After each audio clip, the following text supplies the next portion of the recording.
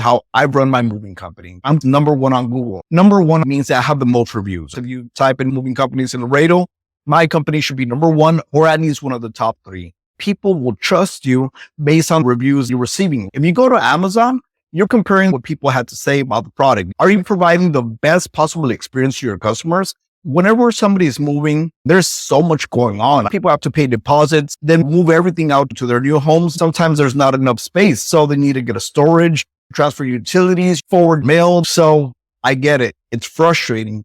The first question I'd like to ask is, are you moving in town or out of town? For in town, you're going to tell them we charge so much per hour. This includes a moving truck. This includes the movers who will get to your house. We disassemble the furniture. We'll protect it using furniture blankets. Take it to a new house and put everything back together. Tell them what you're doing in the simplest method possible. Ultimately, they just want to move from one house to another or storage or whatever that may be. Solve that problem. Once you actually get that information from the customer, you start asking them, how many bedrooms do you have in your house? It's an apartment. What floor are you on? First, second, third floor. All of that adds to the time. There's a lot of moving companies that do in-person quotes, but let's be realistic. In the world, things need to be as quick as possible. Tell the customer, make sure that all furniture is empty. The boxes are near the front entrance. I want to make sure that the customers understand that it's an easy process for them.